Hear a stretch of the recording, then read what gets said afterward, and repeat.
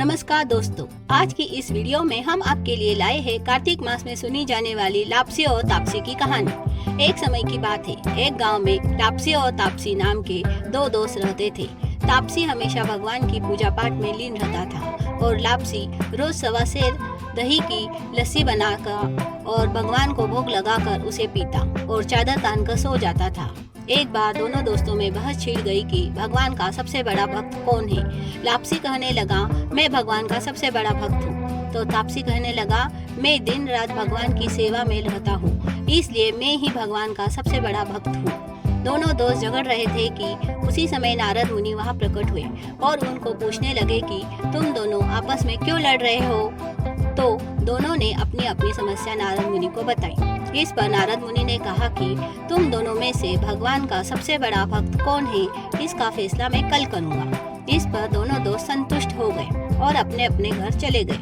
अगले दिन सुबह सुबह तापसी रोज की तरह पेड़ के नीचे आसन बिछाकर जाप करने बैठ गया। नारद मुनि आए और उसे जाप करता देख उसके सामने एक 1.25 करोड़ की अंगूठी फेंक दी। तापसी जोर जोर से मंत्र का जाप कर रहा था।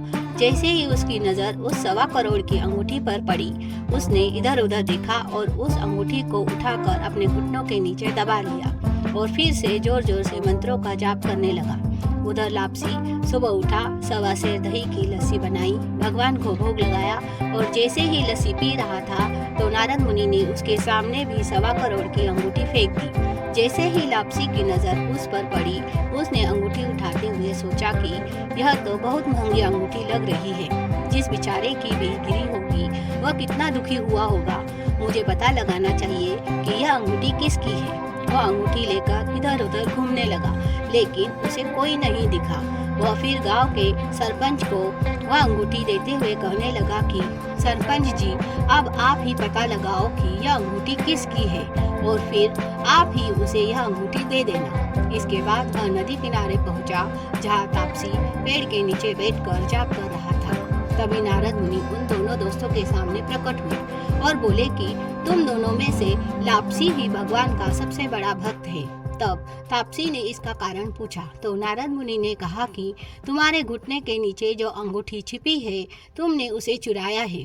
यही कारण है कि तुम्हारी तपस्या भंग हुई है। इस पर तापसी शर्मिंदा हो गया।